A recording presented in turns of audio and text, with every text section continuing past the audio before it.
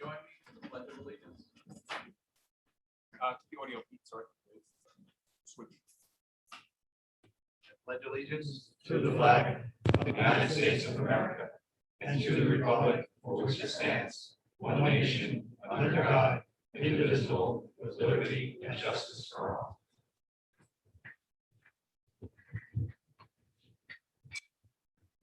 Can I get a roll call? Mr. Cook? Here. Mr. D'Andriano? Here. Mr. Rogan? Here. Ms. Smith? Here. Mr. Williams? Here. Jamie, they're starting off tonight with a public hearing, and you usually read the notice, except nobody wrote the notice. Well, I have it on my phone. Okay. Good. Notice is hereby given that the town board of the town of Patterson will hold a public hearing on May 26, 2021 at the Patterson Town Hall located at 1142 Route 311, Patterson, New York, 12563 at 7:00 p.m. or as soon thereafter as the subject matter of the hearing may be heard, to consider the addition of a new street light in the Patterson Lighting District at the intersection of Cross Street and Brookhouse Road, and to hear all persons interested in the subject thereof, and such other action on the part of the town board related to such installation as may be required by law, or which the town board deems reasonable or necessary.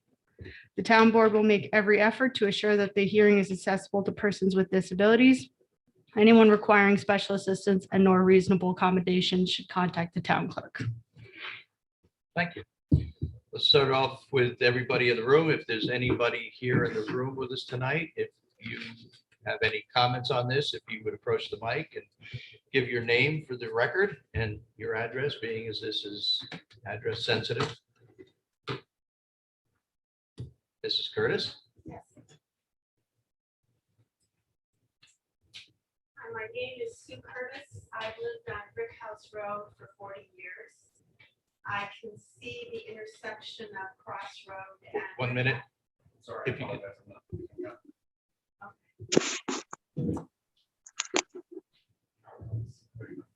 Okay. Hi, my name is Sue Curtis. I've lived on Brickhouse Road for 40 years, actually this year. I can see the intersection of Cross Road and Brickhouse from and I've been looking out that window for 40 years. Get a little closer to the mic. Yeah. Going on and shutting off the show. Got AA batteries? Does this reach there? Just pull that microphone stand closer to the center. Yeah, just come on up a little closer. Just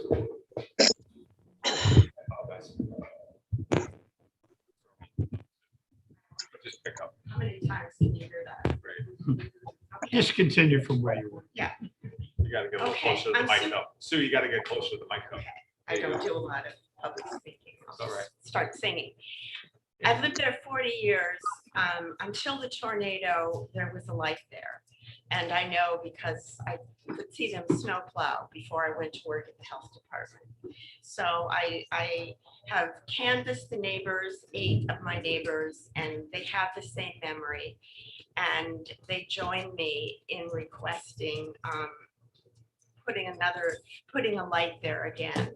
I walk at night, I see how dark the intersection is, and I am concerned that people blow through the stop sign coming off of 311 before they enter cross. I've seen it. So I appreciate the courtesy in listening to my request and from the neighborhood. Thank you.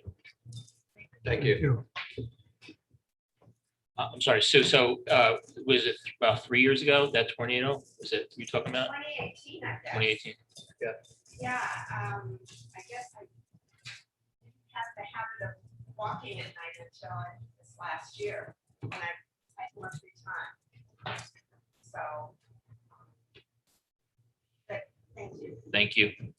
So I'm not disputing that there was or was not a light there, but the problem we run into is there was no record of a light ever being there, which is not surprising considering when we did the inventory and changed all our lights out to LED, how many problems we had with NICEAG trying to locate all the lights. And, get the lights up that we need to get up. So that's why we're taking this process. At this time, Paul.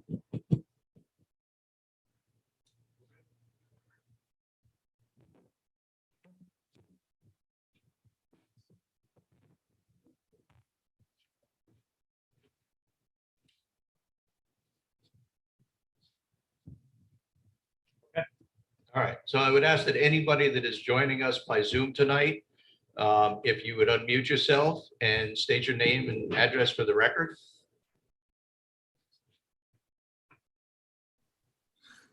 Hi, Georgette Fusco, 37 Warren Drive in Putnam Lake. Do you have any comments on the issue with the streetlight? No, I don't. Okay, thank you. Okay. Anyone else? Hi, this is Madeline Perez at 15 Rhine Cliff Road in Brewster, New York. Hi, Madeline. Hi, Do you have any comments on the streetlight?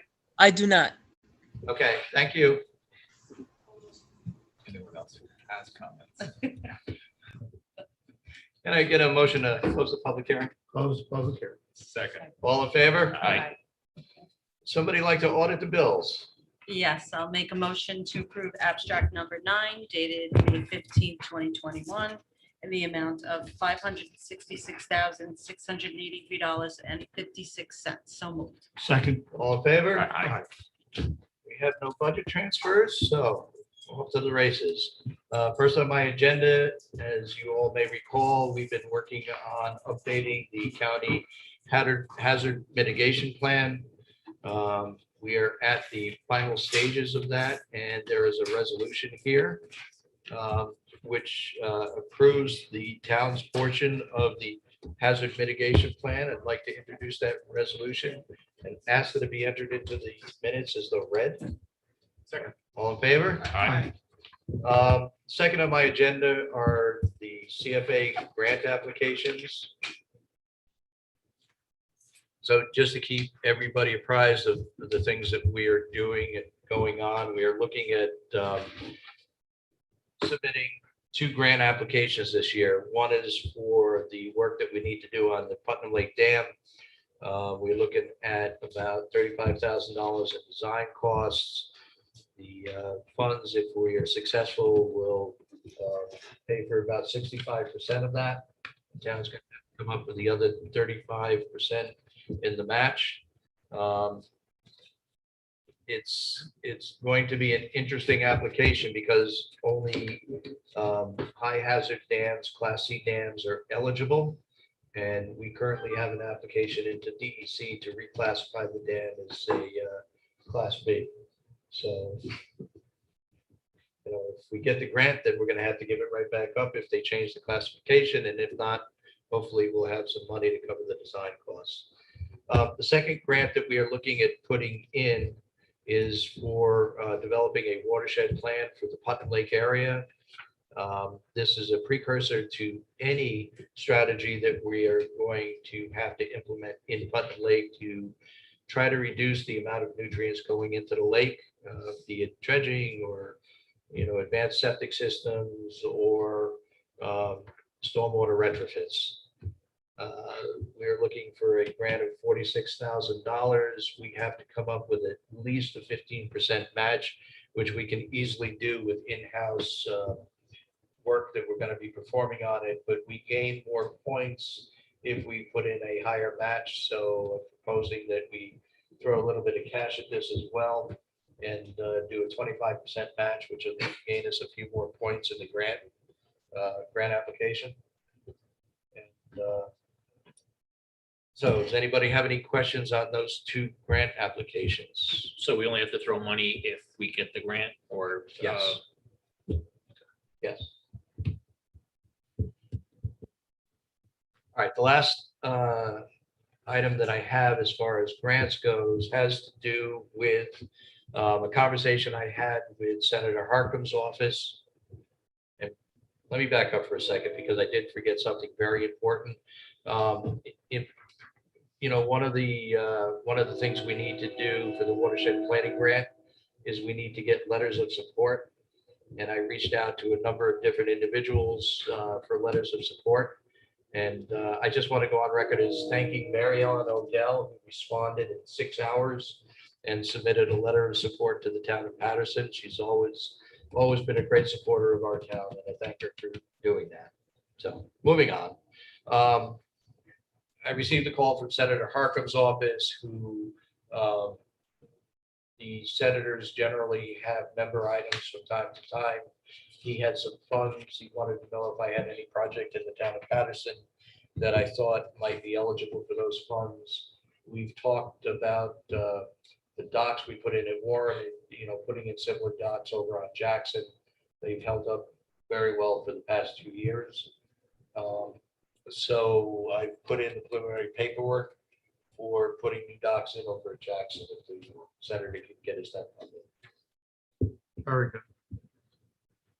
How much would those docks be? Would that be close to that 100 or? Well, we spent on the last set of docks about $85,000. That was about 2 years ago. But that included kick plates. So I would think that the new docks would be around, $85,000 to $90,000, given 2 years has passed, and we don't need kick plates for the swim team. Those kick plates were very expensive. Okay. Next is the beach inspections reports. We are fast approaching Memorial Day, and traditionally the town opens the beach at Veterans Park and the beaches at Warren and Jackson in Putnam Lake. I'm very happy to report that we had our health department inspections. We passed our health department inspections. I know I'm still waiting for the water sampling, the results on that. I'm hopeful that, everything is going to be fine as it has in past years, but I thank the health department for all their consideration and, helping us through it. And I, just want to express my thanks to Matt Javaro, Dennis Mays, and Chris Aquino, who really stepped it up in getting the beaches open. Jerry, Laura, Tom Consolado Construction, who came in last minute and got Jackson Beach squared away and brought the sand in. So thanks to everybody who has helped to get the beaches ready. And but we are ready to go for Memorial Day. Hopefully we'll get some good weather this weekend. They look good. Mary and I were there a week Yeah. ago. They look good. Yeah. All right. The last thing is a bit of a mea culpa on the Alpine generator. We had approved replacing the panel on the generator at the last meeting for $3,000. I hadn't noticed at the time that the electrical installation was not included in that. We did reach out. We contacted a couple of electricians. The only electrician that got back to us is Healy Electric, who was looking for $2,800 to install the panel. I was certainly not pleased with that price. So I want to go back with the board and revisit this. The original quote was $831 to do the repairs on the panel, even though it's been problematic. What's everybody's opinion about whether you want to just do the repair at this point or replace the panel, which is now going to cost us almost $5,000? No, almost $6,000. When was the last time we did a repair? 2 years ago.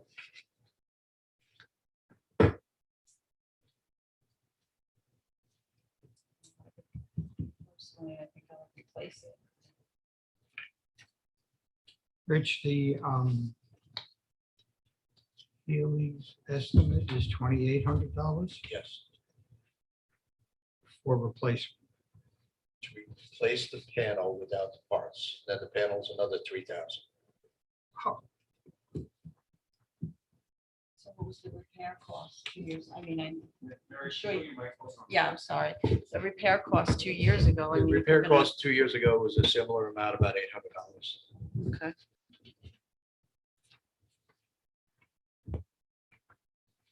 And it's fairly old. This is 8 years, 9 years old now. I mean, I would think that maybe we should, unless it's an emergency situation, get other prices and try to replace it. You know, see We, if we reached out to other electricians. We didn't get any other No one prices. respond, no one responded. No, this is the problem we chronically have is, Mhm. you know, Yeah. a lot of Well, to find electricians, an electrician, yeah, they're very, very busy right now. And, you know, they don't always like working for municipalities because they have to pay prevailing wage. Mhm. And it's the prevailing wage that kills us. You know, that'll add 40% easy to a bill.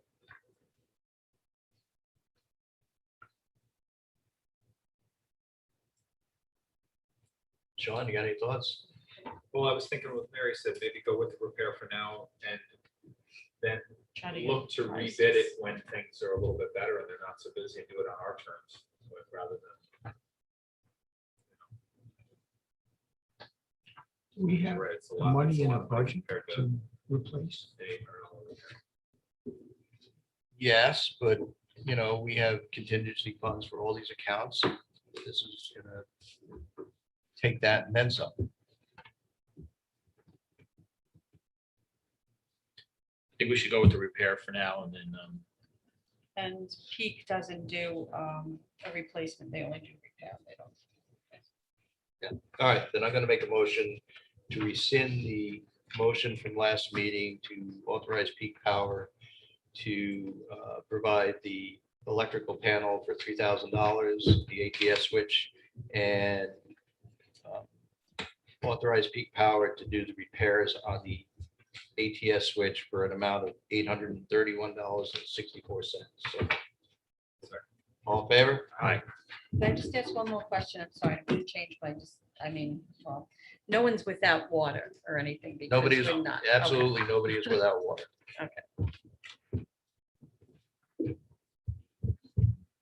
All right, last on my agenda is the mask policy for the town of Patterson. Wanted to bring this up for discussion. You know, as you're all probably aware, the CDC has made a recommendation that people who've been fully vaccinated no longer have to wear a mask in certain settings. New York State has now issued a policy, you know, following the CDC guidelines, and see what the board wants to do. I will tell you that, you know, I do not agree with the CDC guidelines. I do not agree with the state guidelines. I haven't right along.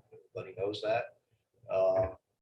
And my recommendation to the board is that masks coming into the building are optional. You know, if you feel comfortable wearing a mask, you wear a mask. If you don't wear a mask. But at the same time, we're not planning on opening the building up to the public. Everybody's still going to be coming into the front entryway and doing business there. With certain individuals coming into the building looking for services, there's going to be a little bit more leniency as far as letting them into the building. If Eileen's got a marriage certificate that is very time consuming, we bring them in. If you're coming into the building, you're coming in masked, I don't care. That's my opinion. I have a question. So the layout of town hall is Yes. such that any employee, when they're doing their normal job, sitting at their desk, wouldn't need to wear a mask anyway, because they're socially distant from everyone else. There's no one that works in this office that's, you know, less than 6 foot spacing, so they wouldn't need a mask when they're working anyway.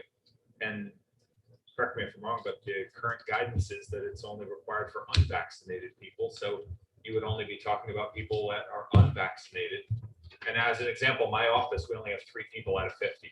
We know who those people are because we're a health department, so it's pretty easy. And those people, when they get away from their desk and they're going to be interacting with other people, they throw a mask on and they walk around, and it's been without incident. You know, it's been very easy to handle. So let's follow the So- science on this stuff. Well, not even, but forget about following the science on it. We have recommendations that were made by state and by CDC. And, you know, Rich, I don't think we're in a position to change from that. I think we make the statement. The governor said it's the honor system. I don't know that you know, or we know who in town hall is or is not vaccinated. You're not, and you're not required to get proof of that. So I mean, So, happy to hear what everybody else thinks, but I just think it's something I don't know that we have a lot of leeway on. as far as having that information, did you compensate them a day for going in and getting the vaccine? Did they get any time? They, Some people who requested it, everybody knew it was available. Some people took some time off. They requested it. We did compensate them for it, the time off up to 4 hours. and they- Other people went in, during their work time, so Mhm. they were compensated that way. There was no real accounting. So, what we're doing is they're being compensated when they show proof that they've gotten the vaccine, then they're reimbursed the sick time that they use. So that would be how you would know whether or not, But only Unless if they got it work on their own for- time. right. My problem with the CDC guidelines are, it says it only addresses people that have been vaccinated. So there's people that have natural immunity. There's people that have had COVID and have antibodies. Yes, So it doesn't address that. right. And that's my problem with follow the science. I agree with you. Go ahead, I'm sorry. So I know some places, the way they state it is they leave it up to the person to interpret those guidelines. So if they feel that they've had it and they're equivalent to a vaccination, then they wouldn't wear a mask. I don't think we should be asking people if they've been vaccinated or not. Again, it should just be the honor system. And if people want to wear a mask and they're still not comfortable, that's fine. They could still wear a mask. That's 100% fine. Well, what I think is interesting in going to the local stores, that some of them have these little signs up. You don't have to wear a mask if you've been fully vaccinated. Others have no signs up now. So you just can go in. There's no like mask or no mask policy that they have. And some are very confusing. You don't know what to do. You walk Exactly. in and Exactly. do I wear the mask? People are wearing masks, so do I Yeah. wear it? I Yeah, mean, I think clearly we're in a transitional time right now, right? Like anything, people are wearing masks in stores, whether it's required or not, if they see other people, because there's that comfort level. People are starting to look at you. It's going to take time, like anything else, to transition into this next phase that we're in. People could walk into a store and say, one of my coworkers told me, he walked into a store that said, you don't have to wear a mask if you're vaccinated. This person is vaccinated. So they went in, but within a few minutes walking around the store, they felt uncomfortable because everybody else in the store was wearing them. So they just put it on. We're in that transitional time right now that I think everyone needs to get, comfortable with the new norms. So I think as far as our employees though, they've been working together for how long? Right. Yeah, they are mostly socially distanced, but not all the time. Someone might come back on the desk and front desk and make a copy. And, the thing is, they've all been together all this time. And what happens after the 3 months, the 3 month that you need the booster now, so. Yeah, Right. then all of a sudden, is everybody back at risk? Do we have to all start masking Right. up? Right. Nobody's gonna mask up once the mask come off. Mhm. Well, look, we can't speculate on what the future holds, but we can certainly say that things seem to be trending in the right direction. That's where we're seeing a lot of these restrictions being lifted. And, but I think speculating on what people will or won't do in the future, I agree. I think people we would be hard pressed to go backwards, but we don't know what the future holds. So, But I do agree with Pete. I told everybody, I let everybody know that I've tested positive for the antibodies. Never had a symptom, never knew I had it. But I got tested positive for the antibodies. Now, that was, 6 weeks ago. Do I still have the same level of antibodies? Maybe not, but at the same time, that is a determination. I think I need to make it as adult, what level of risk I'm willing to take on. And, I'm willing to take that risk on. Maybe I'm going to get sick. So be it, and I'm not going to fault anybody else for wanting to wear a mask. If they want to wear a mask, that's fine. But as far as the policy in town hall. I go back to, I agree with Pete. I think, we're at that point where, and you, Sean, I'm sure you've seen the numbers in Putnam County, how many people are still testing positive. How many people tested positive last week in the town of Patterson? Boy, that was a good week. Nobody tested Yeah. positive. That's right. The state 7-day positivity rate of the other day was under 1%. It was point something. Yeah. It was under one, statewide, so I think more people probably have gonorrhea or something than they have I wish I COVID hadn't right gone now. there. I was trying to think of something off the top of Yeah. the tongue, but So, Consider the headlines. so, and understand this also plays into, because I've been contacted by the Board of Elections. They want to know what our mask policy is for when they're going to have the primary. And so the what I June would, 22nd Republican primary. the June 22nd Republican primary. Yes. That, they want to know what our policy is, and what I'd like to respond to them with everybody's blessing is that whether or not you're wearing a mask is voluntary. And we are not going to be checking to see if you're vaccinated.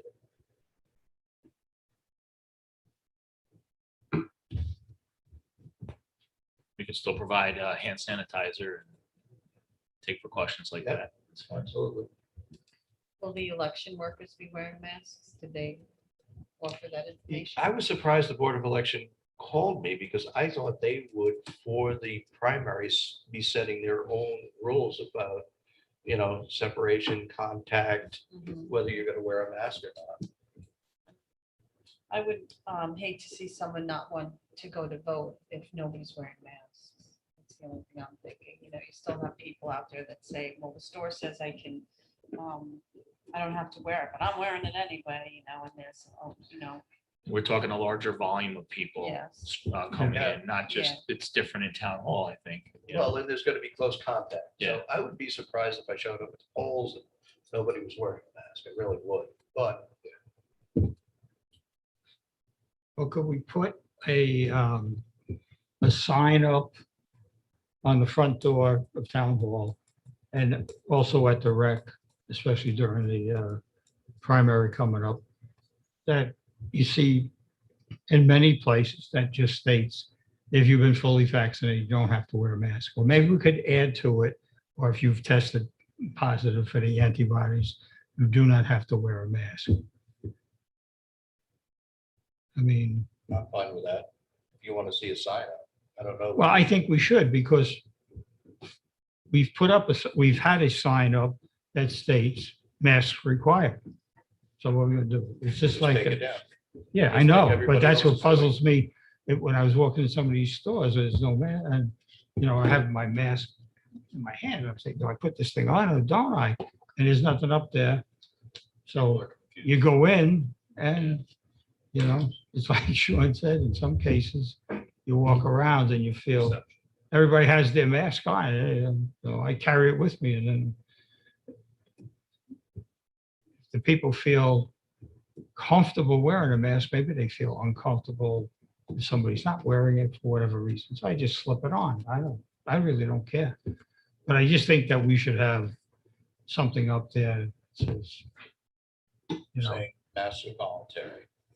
yeah, if you've tested positive, I mean, if you have been vaccinated or tested positive for antibodies.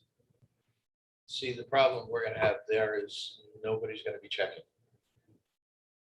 Nobody checks anywhere. It's Yeah. the honor system, and that's it. So I think. Nobody has walked up to me at any shop, store that I've been in and said, where's your mask, or where's your little card, or that kind of thing. So when I went to vote for the school budget, I thought that they had it set up very nicely. I mean, I don't believe there was a large volume of people going in as they would be for the primary, but it was, it was comforting, that they had a division They were wearing their masks. I wore mine. I saw the other people wearing their masks as well. I mean, we don't know in a month what the situation would be, so we're responding to an inquiry now, and in June, things could turn around, and we've now said, well, we're not requiring masks, and then, you know, I think it would be, we wouldn't want to, you know, make someone uncomfortable going to vote. Well, again, I go back to Board of Elections is asking me what the town's policy is. Mhm. I think when it comes down to running the election, that's gonna fall back, it has to fall back on the Board of Elections, Mhm. not any town policy. Okay. So right now, I think we need to just focus on what we want here, whether we, want to strictly follow the CDC guidelines, we don't want to follow the CDC guidelines, or we just want to, say, hey, listen, masks are voluntary, we're not checking.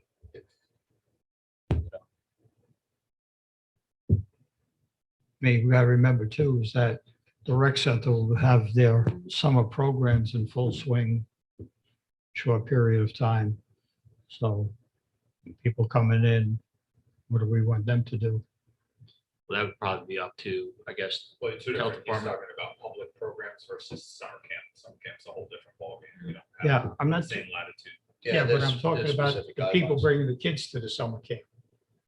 What happens then? What do we tell them? That's gonna be part of our policy, right? I mean, You've done this before. If I could, I'm going to agree with Sean. I was to Costco. Costco has a sign that says, if you've been vaccinated, no mask. My wife went into Acme here yesterday or the day before without a mask. She walked around. As she approached the register, someone said, oh, I'm sorry, you have to wear a mask in Acme. So she took it out and put it on. Manager came up and said, thank you, most people disregard me. The point I'm saying, and I was just in Acme in Brewster today, and they still have the policy, they want everybody wearing a mask. Hannaford's has a policy of, I don't know. It's kind of confusing. You go into stores, most of them still have the old sign up. So people are putting them on even though they don't want to have them on. I think it's kind of important now to put up a sign that states what your policy is now, because it's changed, whatever that policy may be. But I think it may be helpful that people see something that says, if you've been vaccinated or you have the antibodies, you're free not to wear a mask. All others, we recommend that you wear a mask, and just leave it like that. Yeah. I think that might be helpful, because I think you're right. It's that time where nobody knows. I know I was in a store a few days ago and a woman with a mask gave me a very dirty look. And I didn't say anything to her. I didn't look at her funny. I knew I didn't have a mask on and she was uncomfortable. So I think it's a tough time right now.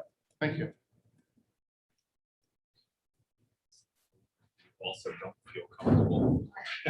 All right. You're not prisoner there. So what do you want to do?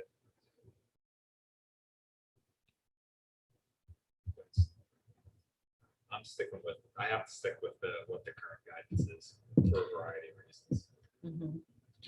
I don't think we should just take the sign down and just leave it up there. I agree with what our esteemed resident just said.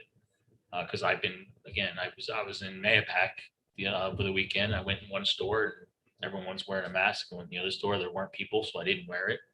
I didn't know if I could or not. Very confusing. There was nothing on the door, so I figured, I guess I can. So I think we should have a sign, whatever we decide our policy is. We should put, I don't think we should just not have a sign.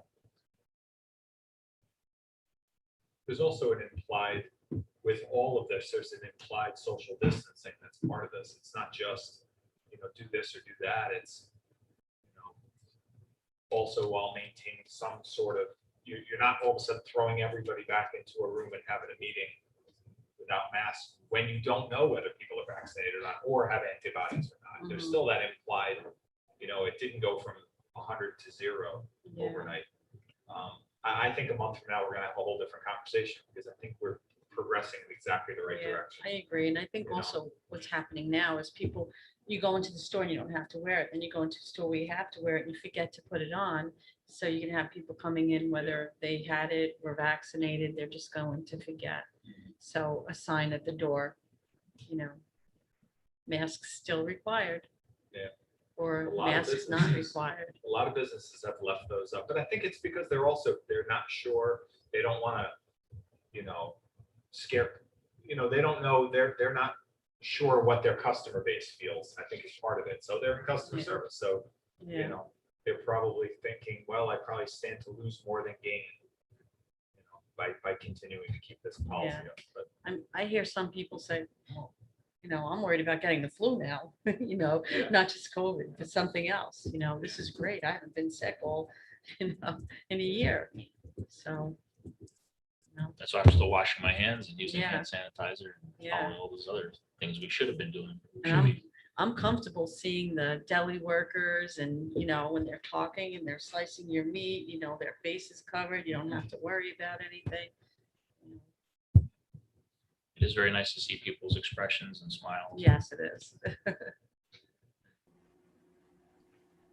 Sean, is there anything specific from CDC relative to municipal buildings?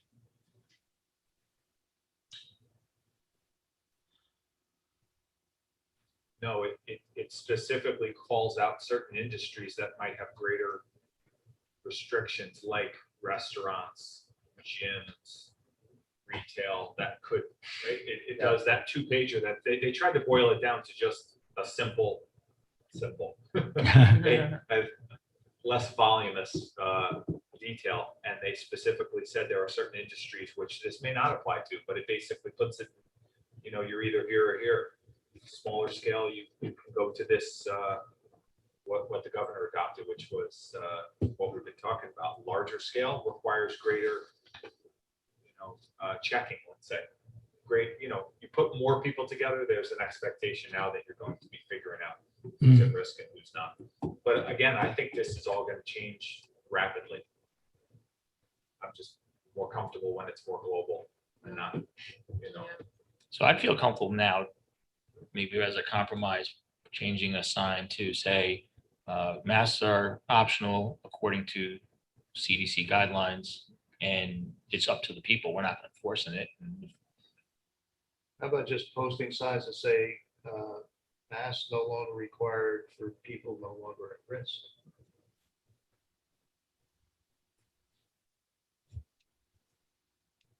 I like the signs that say if you've been vaccinated, but that's okay. Yeah, but like I said, I take a real offense to that because it leaves out a whole group of people, and there's quite a crowd now out there who have the antibodies from having the disease. Right, and I said earlier, you could add on if you've tested positive for the antibodies. But I No. think, Rich, what you were saying was follow the science. I think the reality is that the science is still being developed, that people, you don't know. And so that's why they are on the side of caution. So I know a lot of people that were positive for COVID, that then waited the 90 days and then went and got their vaccination just for themselves and their family to make sure they had as much opportunity to be protected. So, but that's not, we're not doing research on this either in the town. No, of we've Patterson, got but we have data. situations now where people have gotten the vaccination and now are getting COVID after the fact. And it's So nothing's CDC's perfect. response is, we're not going to investigate. So I mean, this is clearly not a perfect situation, but I'm just trying to get us back to normal as quick as I Right. can, because this is just insane I out agree. there. And people are tired of it. Yeah. It's like when we were talking about the Memorial Day parade, last year we had to cancel it. And this year, everybody said, oh, let's do it. Let's do it. Everybody wants to get back to normal. Then again, I was at down at Greenberg today teaching, and they're still locked down. The whole town hall still locked down, and I had to teach with a mask on the whole time to a bunch of sanitation workers that have been working with each other close, that had to wear a mask the whole time. So We had a comment from Laura, so we're addressing that now. Hi, Sure. it's Laura Russo. I Laura. just want to say that I'm going to be working at the rec center for the primary in June. And we were told by the Board of Elections that we should all be wearing a mask because if you are positive with COVID, you are allowed to vote. And they didn't want us to be exposed to anybody coming in positive. I personally will be wearing a mask, whatever the guidelines are, because we're gonna see a lot of people. I hope. Makes sense. So It it's makes a- sense. Yeah, it's a different situation. Yeah. Thanks, Laura. It's good information.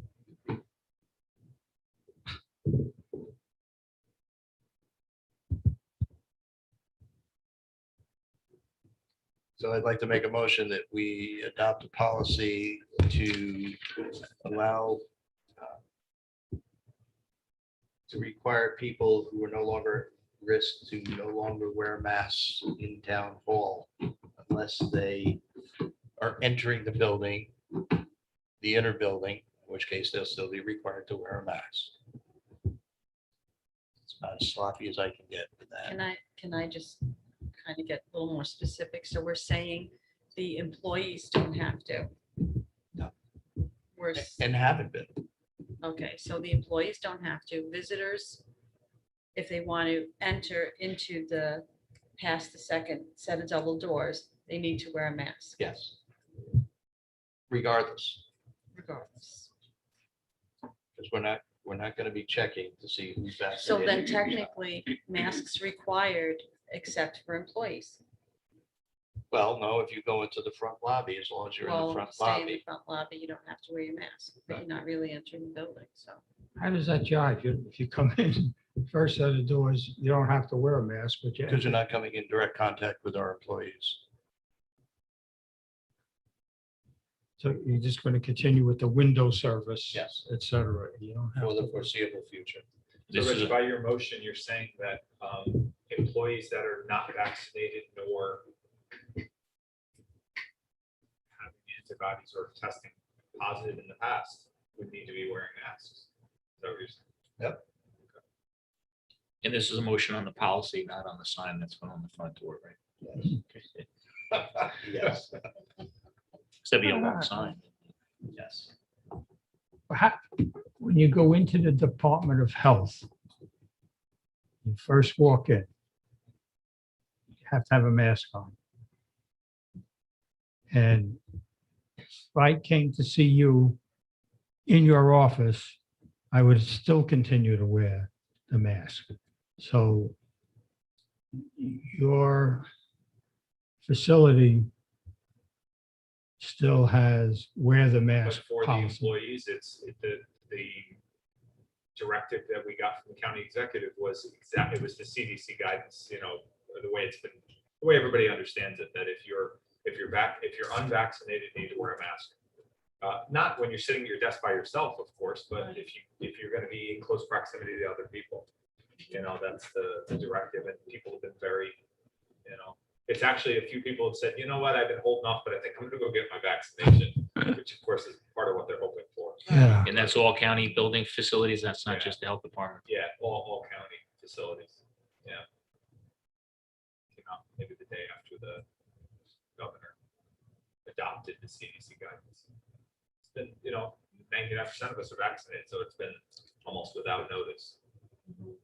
But everybody, you know, it's hard not to know who the three people are that aren't vaccinated, because you know, now they're the only ones wearing masks. No, there's other people that wear masks, just, you know. But we go to a vaccination clinic now, everybody there that works there is wearing a mask, you know, because that's just different. They mentioned in the Board of Elections, that's a different setting, you know. You know, at a vaccination clinic, we know that people aren't vaccinated who are coming, so, you know, it's just. But again, I do think a month from now, we're transitioning, and I think it'll be a different comfort level, a different set of rules. I think these are, you know, very static. But that's another point too, is if you haven't been vaccinated, now you have to wear a mask, you're kind of segregated. So everyone knows you didn't get vaccinated, and is there pressure? Is there pressure on you? How come you're not vaccinated? Maybe we should, Revisit it. Well, I made a motion. Anybody want to second it? I'll second it. Can I get a roll call? Mr. Cook, Abstain. Mr. D'Adriano, Yes. Mr. Rogan. No. Ms. Smith, Decided.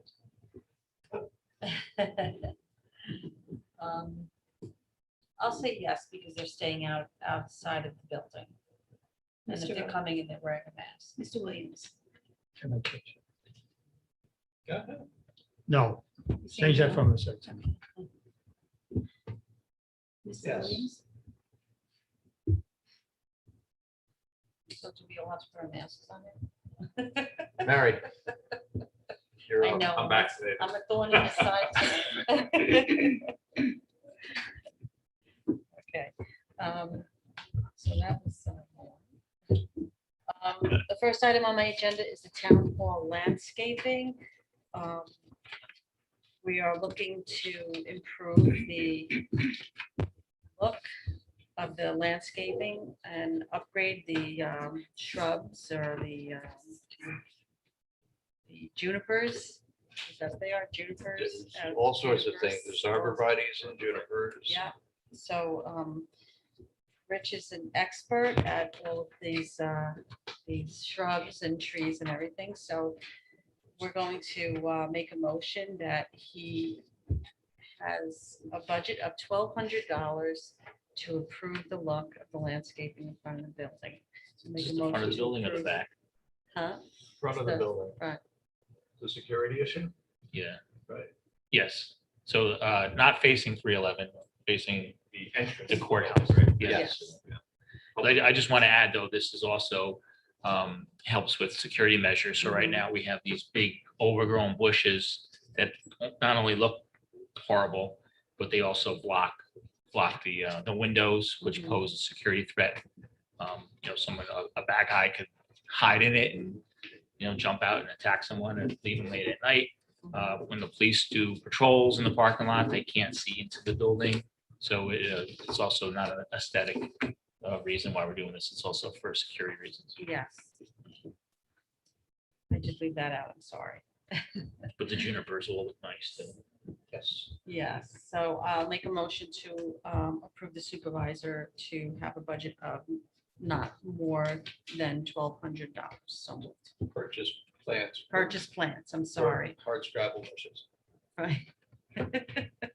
Hung up on the mask. You want me to start that all over? Nope, we got the You motion. got it. Okay, I want to second it with comment. thank you. Our highway crew will be involved in the removal. Well, first, you can't make comment after you no vote, so. Yes, our highway superintendent has graciously. All right, I'm losing control here. Our highway superintendent has graciously offered the expertise of the highway department to take out the existing shrubs and replace them with the new shrubs. They will be going down and pick up the landscaping.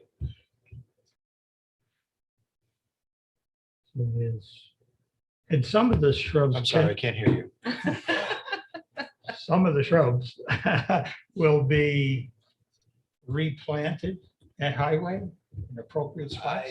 They may try to save some of it. It's going to be difficult to try to save any of it because it's overgrown. And, what happens is they screen each other out, so they start getting dead spots in it. Right? Not Yeah. gonna look attractive when you start Okay. pulling them out. Yeah. So I would imagine they're just going to put a backhoe on them, lift them out, throw them away. They'll be Okay. composted back into the environment. Very Yeah. good. You're a good man, Sean. All in favor? Hi. Okay, so I have a resolution here in regards to our public hearing tonight for the street light at Crossroad. This is for the addition of the street light to the Patterson Lighting District at the intersection of Crossroad and Brick House Road. I'm happy to enter this resolution into the record as read, whereas the town board of the town of Patterson wishes to add a 4,500 lumen street lamp pursuant to the Patterson Lighting District under NICEAG rate service classification number 3 onto NICEAG poll number 4459-16. So I would like to enter this resolution into the record as though read and enjoy your life. So moved. Second. All in favor? Aye. Aye. We have some recreation requests. Well, now you from- can comment. No comment? Charlie and I are having our own private conversation. Okay. Mr. Machabaro has a few new hires he'd like to see. He's requesting to hire Kira Musel, and I hope I'm saying that name correctly, Rachel D'Andriano, John Galley, and Anthony Pintaval as recreation assistants for the Town of Patterson Recreation Department at the rate of $10.50 per hour. Mr. Chavarro says they're welcome additions to his staff at the Recreation Center, and they're just in time for summer camp season. So all paperwork will be submitted to Sue Brown prior to the start of employment. So pending paperwork being processed, I'd like to make a motion to approve Kira, Rachel, John, and Anthony as rec assistants to the Town of Patterson. So moved. Second. All in favor? Aye. I am going to recuse myself.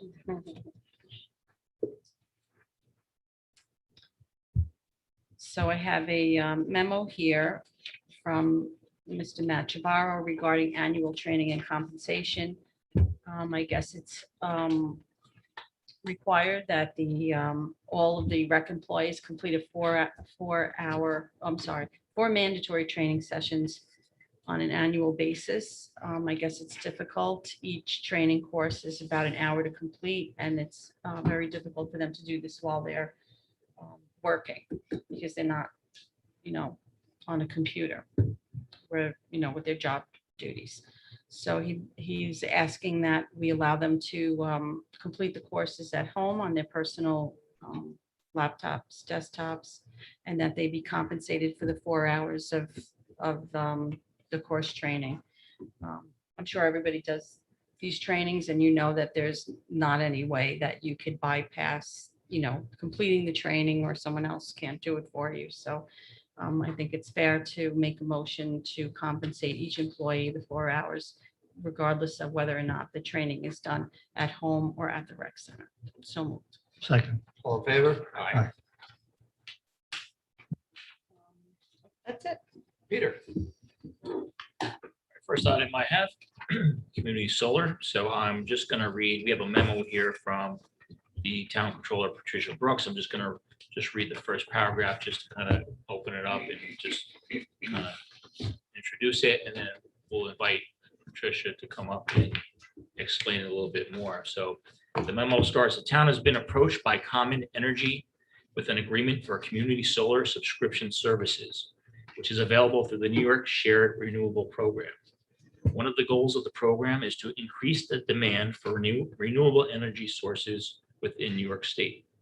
The state has made this program available for those individuals and businesses who don't have property suitable for solar panels or are unable to install them on their property. In essence, multiple customers subscribe to a portion of a renewable energy project, solar, wind, etc., and receive credits on their energy bill from their provider. The credits belong to the facility operator, so the customer would have to pay the operator a percentage of the credit as per the agreement. So at this time, I invite Town Controller Patricia Brooks up to just explain this a little more, see what we asked her to kind of look into this for us and see what her findings are. So I did a lot of polls because I had no idea what the program was about. It is from the state, and they offer incentives to join the community solar project. So you join the project, you're not actually buying solar because the actual energy goes into the grid. But the way the solar providers earn their money, they can't sell the solar, but they can offer subscriptions and they get credits. They're called, I forget the name of it, CDG, Community Designated Generation or something like that. So we would get credit for most of our NYSEG bill. On the bill, I have a sample bill if you want to look at it. And we would have to still pay, I think, the basic service charge, taxes, anything that's not related to kilowatt hours or kilowatts. And then we would have to pay, per the proposal that was given to us by Common Energy, we would have to pay 90% of that back to the provider of the energy or the credits. So I have, this would have to be bid out because of the level. However, we did search around to see if anybody had the capacity other than Common Energy. I had a couple of the providers say they did have the capacity, but when I shared with them what our capacity is, most of our capacity is demand meters. Out of 850,000 kilowatt hours we use as a town in total, 675,000 of that is demand meters. So that's very scarce, I guess, in the world of solar. So after talking with them, they do not have the capacity at this time to provide the town with that credit. So I present it to the board whether you want to do it or not. It's a program, and we can save, according to all the numbers, that we can save 10% on our NYSEG bill. Do we have an estimate of what that 10% would be, money-wise? Yeah, I calculated about 6,500 a year.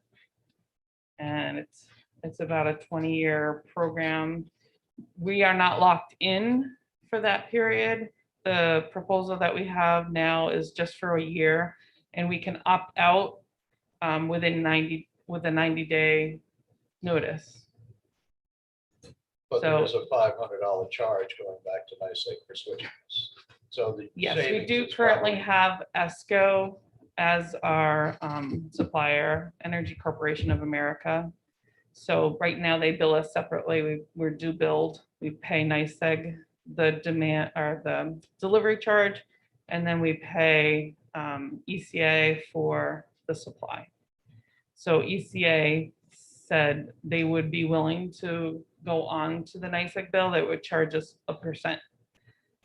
But that percentage can be offset with credits. So it could be 6,500. It could be up to, I think, 8%, because they provider Common Energy did say that not only our kilowatt hours are eligible, but also the kilowatts. So.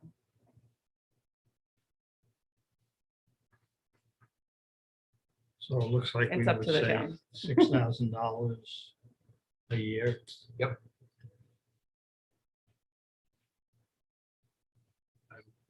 I'm very leery about this, and the way the whole thing is structured.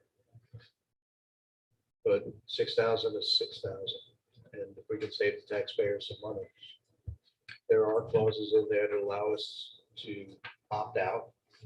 We can opt out after 90 days, and then it's automatically renewed after a year unless we opt out after a year, which we're probably gonna have to do and bid it. But Why would we have to do that, Rich, as opposed to? bid it, Yeah. because, well, for two reasons. One is there are other companies out there that provide the service. And right now, we're going to just a sole source provider because they're the only ones that can provide the service. But the second reason we want to do it is because by bidding it out, we might get a greater savings. So this, we approve this is only for 1 year. Well, the contract is an automatic renewal after 1 year. So it would just keep running for as long as we just let it run. But we can opt out after 90 days. Yep. If we're not happy. with it. Yeah, if we're not seeing the credits come through like we had anticipated, or if there's extra charges that we didn't know about, then we could pull out of the program.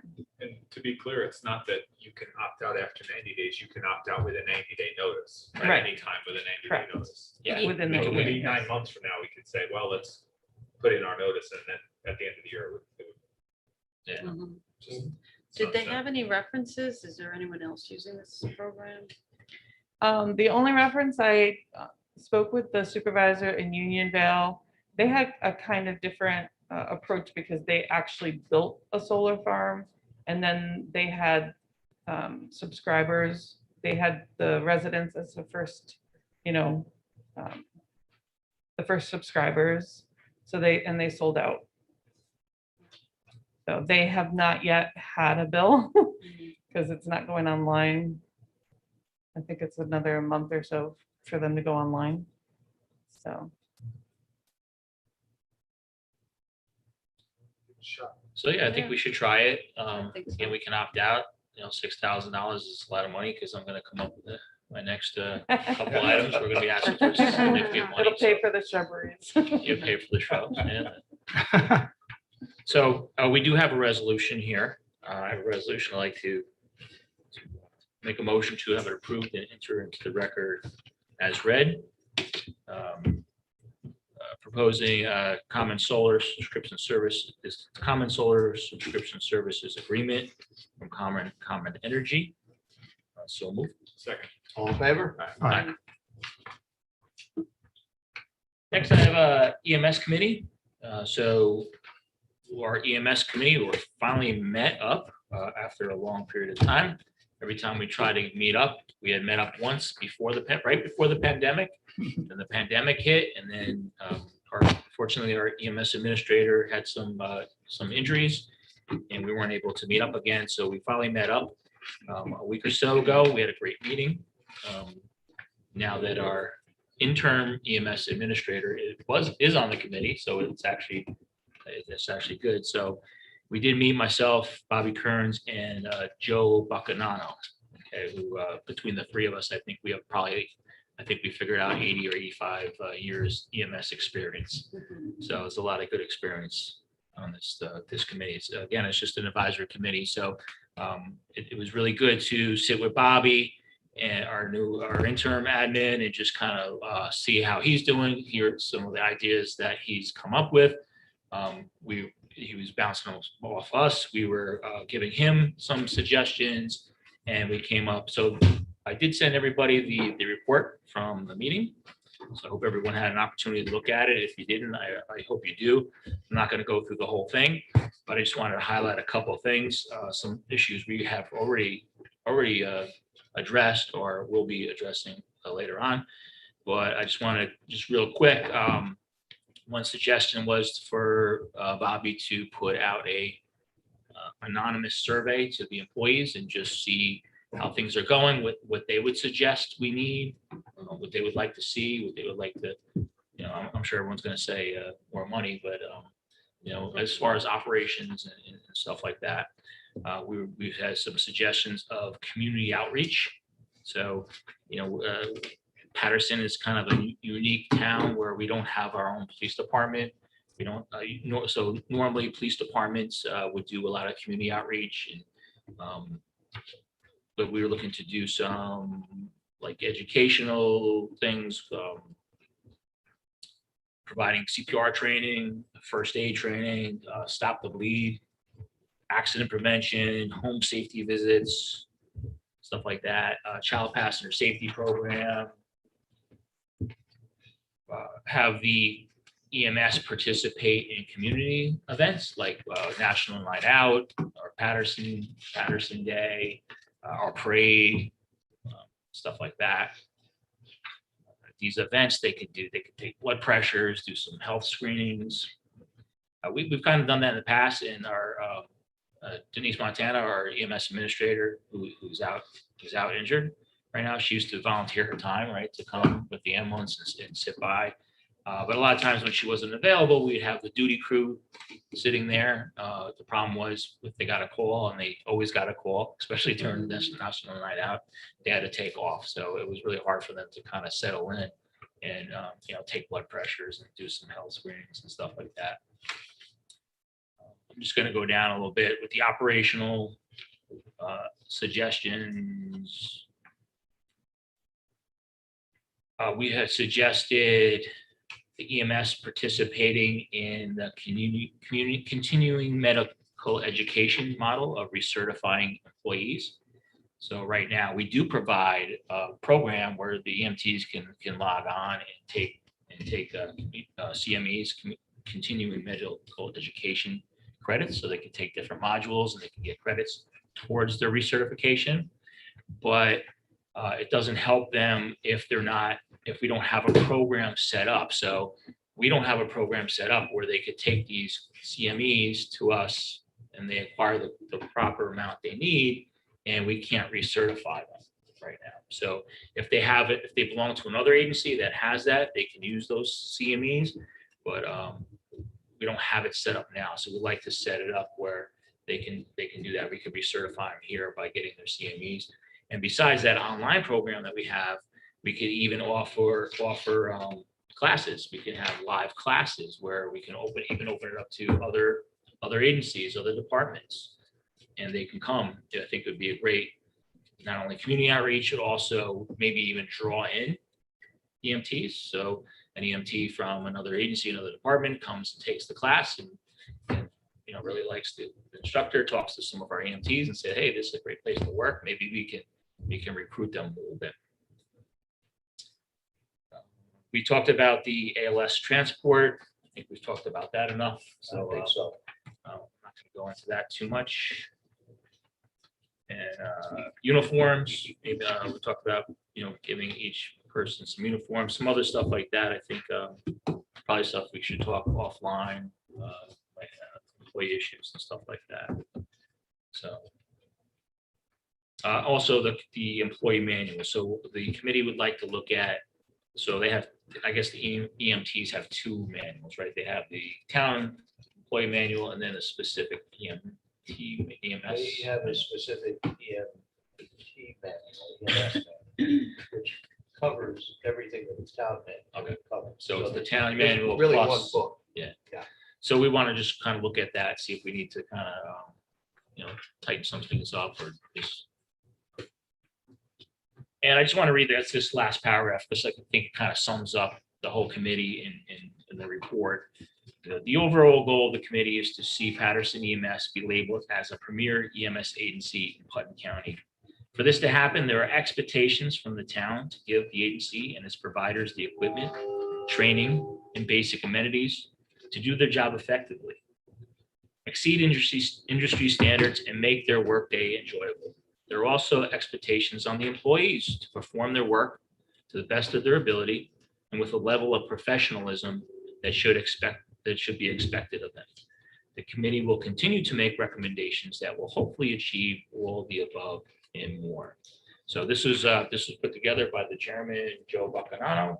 And again, these are recommendations and guidance for the town board. So, so obviously the committee is not going to do anything without the town board's approval, but there are some good recommendations. Hope you guys look through them and we discuss that.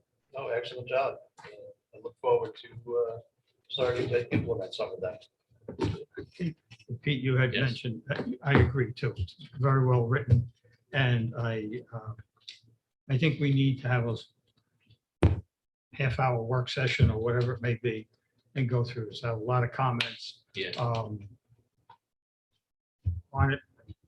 Not really questions, but just thoughts to add to this, and be very happy to discuss this. So I think we need to set a work session date at some point, go through it. Great. Because you guys need the feedback. Yeah, definitely.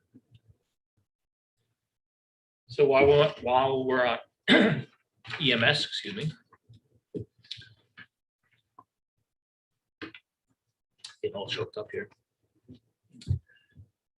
So as you know, we, our EMS administrator is out injured, and the last meeting we did make Bobby Kearns the interim EMS administrator. Bobby Kearns, we had just hired as an assistant administrator to help the administrator. So Bobby now needs some help. So we'd like to hire someone part-time to help out Bobby, part-time on a temporary basis. And so we did interview someone tonight. We interviewed Jason Wheelock, very well qualified. He's a paramedic. He's been in EMS, what do you say, for 30 years.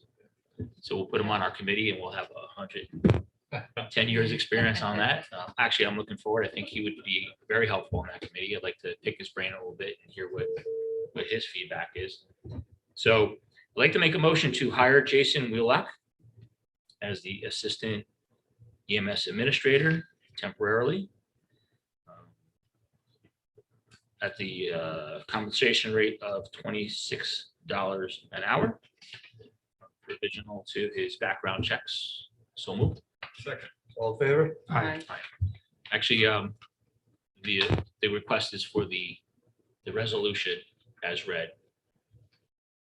I think So- that we're very lucky. We got two very well experienced, capable gentlemen. So very comforting. And I just want to add that Jason Wheelock was at the request of the interim EMS administrator. So he knows he works well with him. He knows his qualifications, and it is a temporary basis. So I don't want to slight anybody else that, we do have employees that worked for us. It's a temporary position. So, Yeah. I don't know if it's fair to, it's tough to be able to hire someone temporary and then maybe not being able to keep them. But Jason was very understanding of that, and he's aware of that. It is temporary. All right, and finalized, we're still on EMS. So we have a request from the interim EMS administrator, okay, for a life-saving device. So actually, I want to go back to explain what this device is, because the EMS committee did recommend to purchase it. And I think that in the report, the part in the report is very well written and states what this device is and why we need it. So the recommendation was to purchase an automated chest compression device. What was once a luxury piece of equipment is now considered a standard piece of EMS equipment. Chest compression devices provide high quality compressions over a longer period of time when compared to compressions administered by human providers. This directly correlates to a higher standard of care and better patient outcomes. Automatic chest compression devices also free up a provider to take on other important tasks, which improves overall patient care as well. They are also much safer for providers in the back of an ambulance when transporting a patient in cardiac arrest to an emergency department. Without an automated device, a provider will be required to stand up unrestrained in the back of a moving ambulance to administer chest compressions, which is extremely dangerous in the event of if an ambulance gets into an accident. So what this device is, so it's called the Lucas device. And what it does is if a patient is in cardiac arrest and requires CPR, this device gets wrapped around the patient, and this a piston comes down, and the piston is positioned at the center of the chest, right where a provider would do compressions. And it does perfect chest compressions for a long period of time. So if you've ever done CPR or took a CPR class, as you know, the longer you go, the more tired you get. First of all, you might not even be doing perfect compressions because maybe you weren't trained well or you're nervous, so this is giving perfect compressions. You got to think about the time you arrive on the scene to the time you get to the hospital, you need to do continuous compressions. So you're going to get tired after a while, even if you switch up with other providers. So also too, just think about a woman wakes up and finds her husband unresponsive in their bed. They're on the second story. The EMS gets there, they start CPR. Now they have to move that patient down the stairs outside into the ambulance. So there's no way you could do compressions while you're going down the stairway. So this device continues to do perfect compressions all the way down the stairs where a human would have to stop and wouldn't be able to do them perfect. And then once it gets in the ambulance, like they said in the report there, can you imagine doing compressions in the back of an ambulance, going to the hospital at a high rate of speed?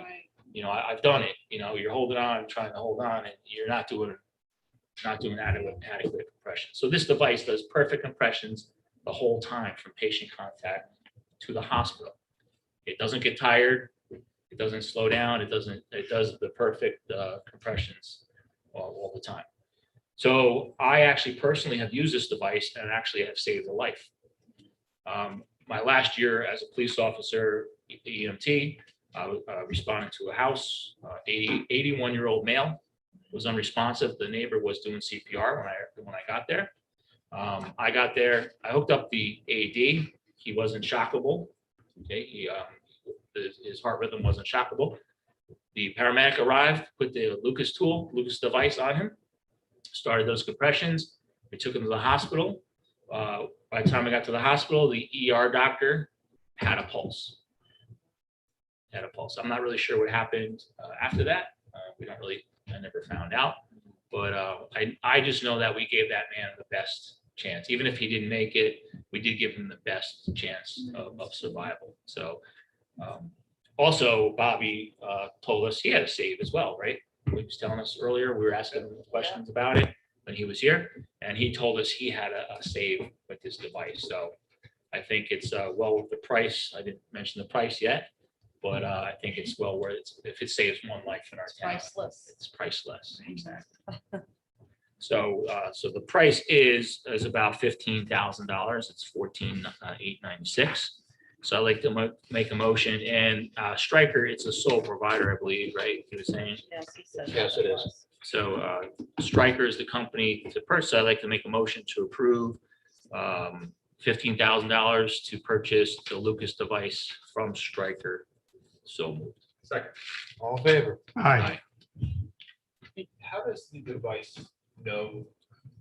Or do you have to set it for the size of the person, from a 5-year-old to a 400-pound man, like the compression?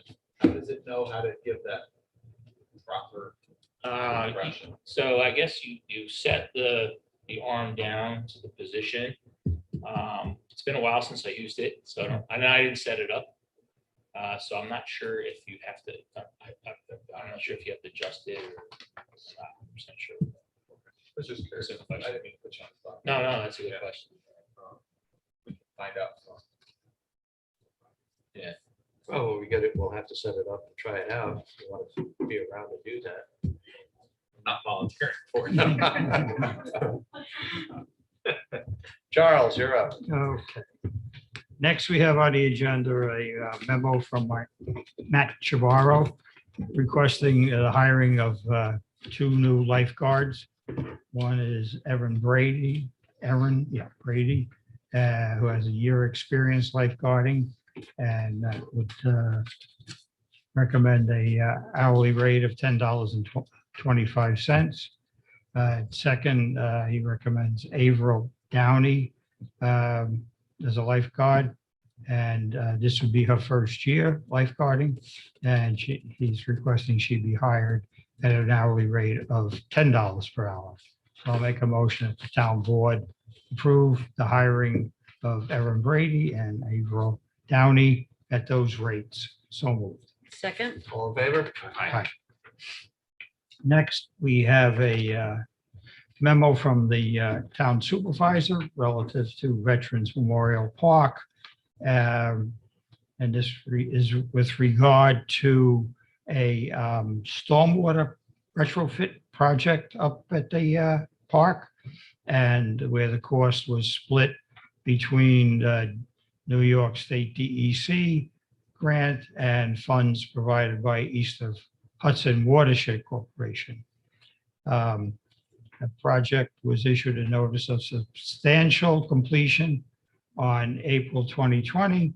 The contract called for the town to withhold 5% retainage fee for 1 year pending satisfactory completion of all improvements. Supervisor advises us that the improvements were made with the exception of a small portion at the southwest corner of the pond. It was agreed that during normal maintenance of the pond, that the riprap would be added to the southwest corner and the pond would stabilize.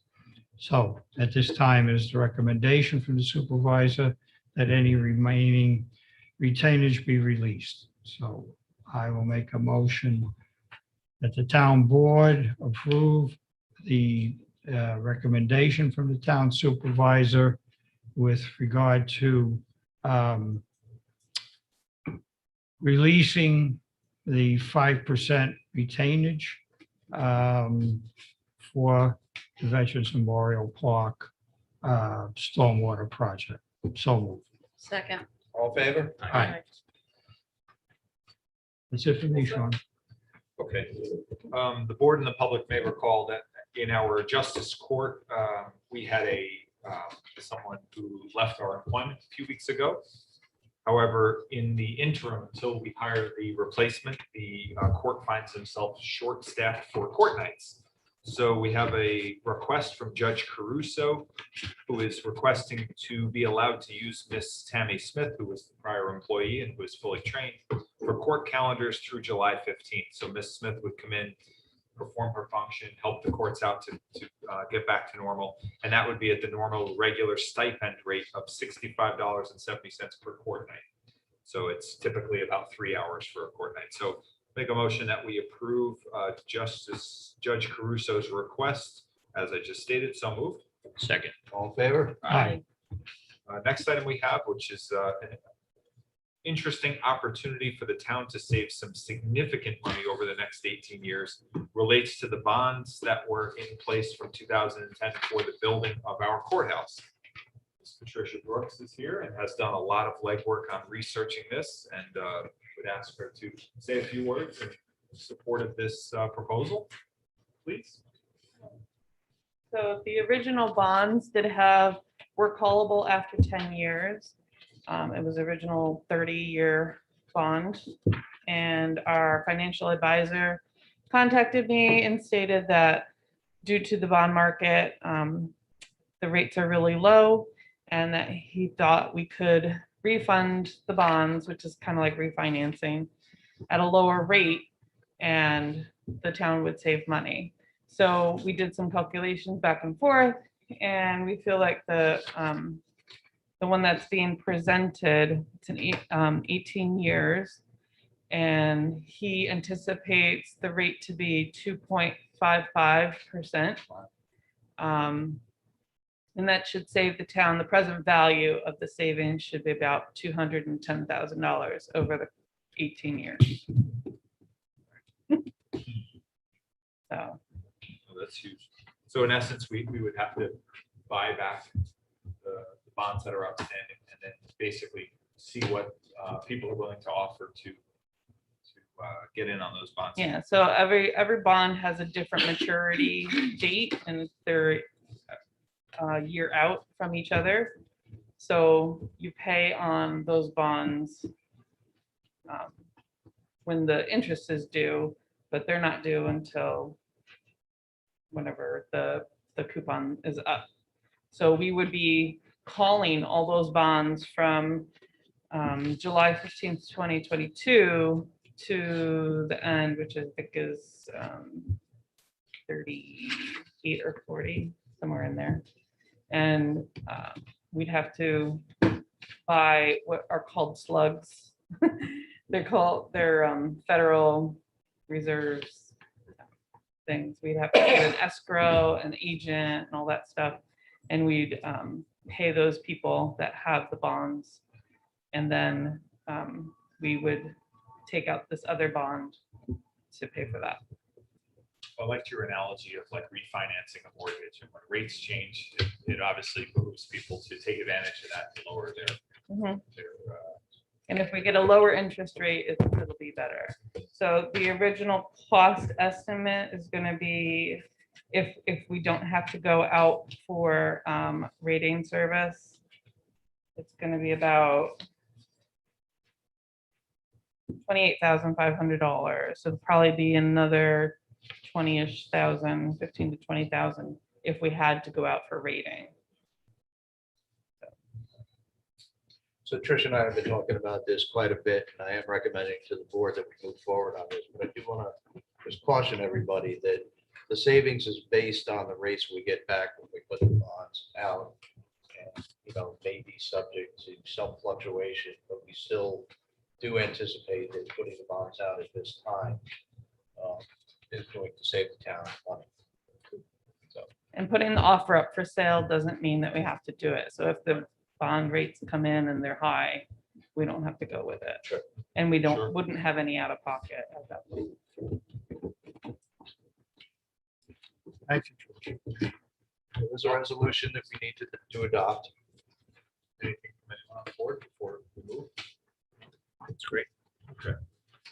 So we have a resolution relating to this proposal for refunding bonds, the town of Patterson dated May 26, authorizing the refunding of all or a portion of certain outstanding serial bonds. I'll make a motion that we approve this resolution and enter it into the record as though read. So moved. Second. All in favor? Aye. Finally, we get down to a very important holiday coming up, Memorial Day, the observances for the town of Patterson. Putnam Lake VFW will be having their annual Memorial Day Parade on Monday, May 31st. They start at the castle, the old castle restaurant at 10 a.m. and march to the monument for a remembrance ceremony. And over closer to Town Hall, we have the town of Patterson, the Patterson Fire Department, and the American Legion holding their annual observance also on Monday, but at 1 p.m. The parade will start at the Maple Avenue Monument and march over here to the Patterson Fire Department for a remembrance ceremony. So we hope that people can take advantage and come out for a very important Memorial Day observance at both of those locations. I know the town board will be involved in both as well. Thank you, Sean. Thank you. At this point, I'd ask if any town board member has any other business that they would like to bring up. I just have one thing. I forgot to thank Patricia Brooks for all the work on the community solar project. I know it was a lot of emails and I put a little pressure on her to answer some of the emails, but I thank you for reaching out to them and doing all this research on it and doing all the work. I appreciate it. And I can Just one other business with that. I know that we had talked about the ESCO having to go onto the NICEAG, and since we passed it, I would ask the board to approve increasing the rate to Energy Corporation of America for going on to the NICEAG bill at a rate of 0.05939 per kilowatt hour. That's the new rate. have all that, Eileen. What she said. So currently we pay it's Mr. D'Adriano. 580. moved the motion. Do I have a second? Second. All in favor? Aye. Thank you. Anyone else have any other business? All right, I would open it up to public recognition at this time. If any member sitting here with us wishes to be recognized, please approach the mic. Very patient. Thank you. George Disbrow, resident of Patterson, also a member of the Board of Trustees at the library. And just two things I wanted to bring up tonight. First, we're very pleased at the library to say we're going to have in-person adult and youth activities outdoors, not indoors, but outdoors. We're going to have in-person. We'll use the gazebo and we'll use the open area to the right of the building on the other side of the parking lot. So we're very pleased, and we've had all of our virtual stuff that's been going on through the pandemic. We've reached out to a lot of our clients, and so we're still chugging along there, but we're opening up little by little. The second thing I'm very pleased to, I'd like to introduce to the town board, we have a new library trustee, Amanda Opramola. She's going to be, you'll see her here. She's going to be part of our government outreach program. And Amanda, if you'd like to introduce yourself. Hi, I'm Amanda, as George said. I'm a resident of Patterson. And I joined the board in October, so I'm pleased to be starting the government outreach role. Very nice to meet you all. Thank you. If you need anything from us, don't feel free to ask. Reach out to us. Have a good mentor there. And George, I think on behalf of the board, we really appreciate the library chugging through the pandemic and doing this, keeping, reinventing, reimagining programs virtually, just to keep going. If I could just say, Mr. D'Adriano, that you opened up a little bit of can of worms. It's making me very pleased this evening about your EMS wanting to provide community programs, not only to departments, but perhaps to other businesses, so we say, like the library. I know you've helped us before, but so we will be communicating with you, Mandy and I, and Karen Powders to take advantage of that wonderful offer that you made. Thank you. Great. Anyone else wish to be recognized at this time? Hi, Bruce Major, 166 Somerset Drive. I was just looking for a couple of updates. One, as it relates to the railroad crossing down by the rec center. Has there been any follow-up to what's going on there? There was a meeting between town representatives, the MTA and DOT about a month ago to strategize about what the next steps were. The DOT and the MTA are getting ready to make significant improvements to the tracks. The town will follow up after that. There was one tree that needed to come down. Highway's already removed it. So we are moving on that. Several members of the community also asked about having it as a quiet crossing. And I know there's probably no shot in the dark, but the gentleman from the Federal Railroad Commission was here, said he would look into it. Have you ever heard back from that gentleman as relates to a quote, quiet crossing? So there's two parts of that. One is there's a program that would allow for trains passing through the hamlet area to significantly reduce the horn noise. That's a very extensive application, and the town would need to commit to making some very significant improvements to the railroad tracks, which frankly, I don't think are affordable. The second part to that was just trying to keep the bells and whistles on the new crossing to a minimum. And as far as I know, I haven't heard back from the gentleman, but we are still talking about not having any bells back there. Okay, well, I'm sure they're hoping there will be no bells. I think that was their concern. And then lastly, as it relates to the bike trail, has there been any improvements in the ability for the Patterson residents to actually park to get onto the track? You know, it's kind of interesting. It goes for several miles through the town, and there's really not a, you know. There is no public access currently available. As everybody knows, when this first started, I put together a private property owner with MTA to allow MTA to use his property to gain access in exchange for creating a permanent ramp to get up on there. I didn't know until recently that the county actually had gotten involved and actually has a grant to build a new parking lot at the location, as well as one in Southeast. So, that's very encouraging. That's very good news. I was a little distressed to find out that this had occurred and nobody had said anything to the town.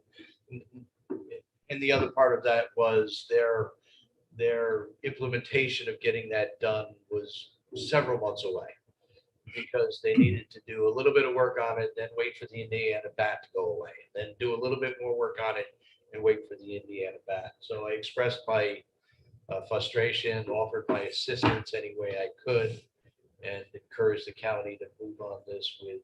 You're not a bat beater, are you? It's gonna get that parking lot in.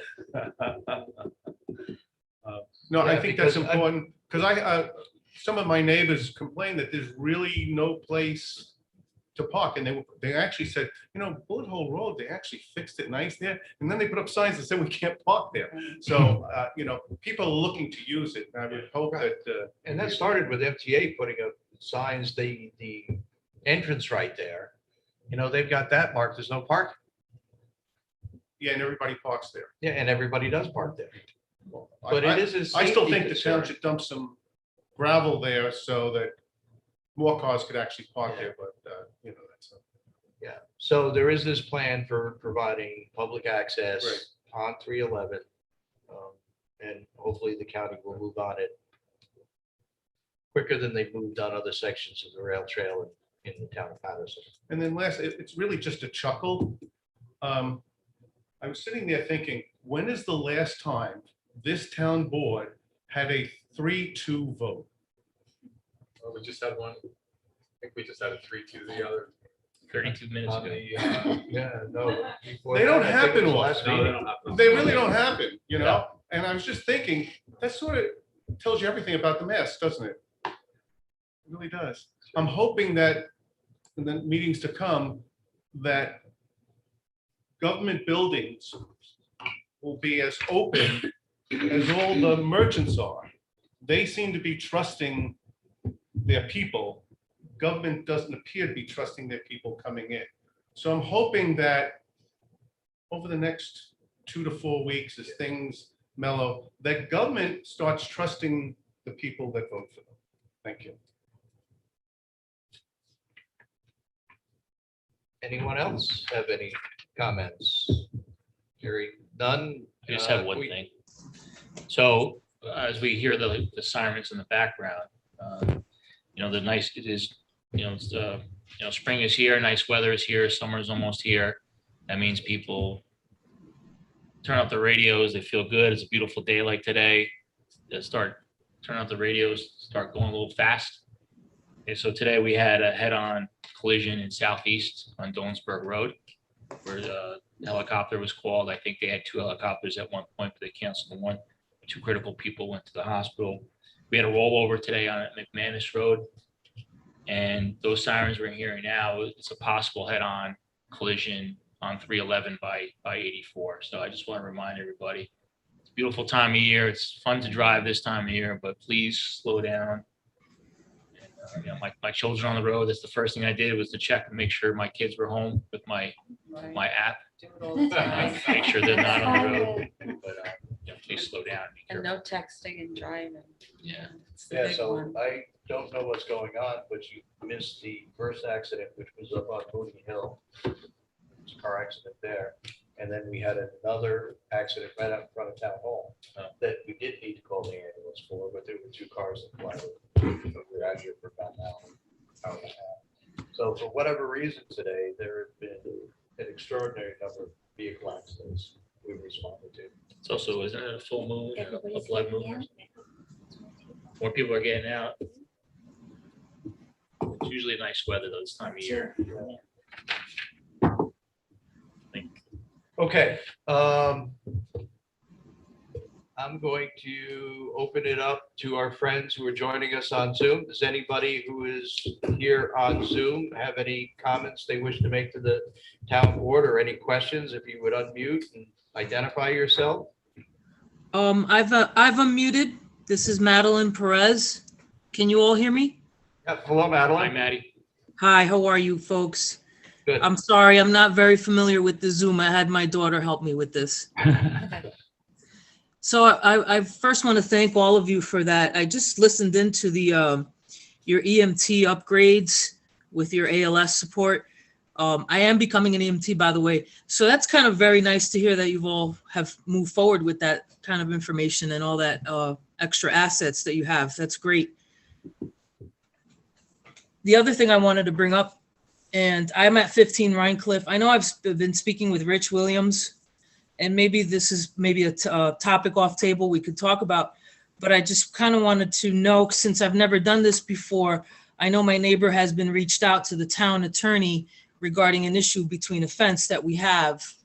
And do I need to do anything further as far as moving forward with bringing down this fence, or is the town being able to handle that on their own? What do I need to do? Because I'm at this point, I'm unaware of what I might need to do.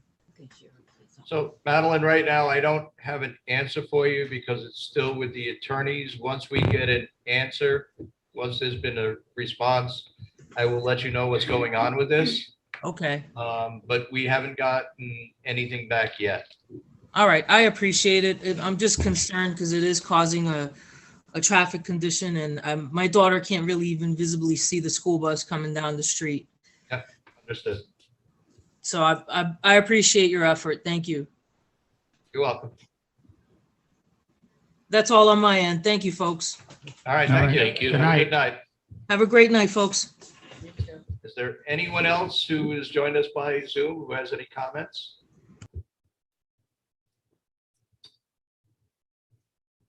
Several people there. All right, that being the case, I do have one personnel issue that I would like to address with the board. So I'd like to make a motion to go into executive session. Second. All in favor? Aye. All right, thank you all for coming. Thank you.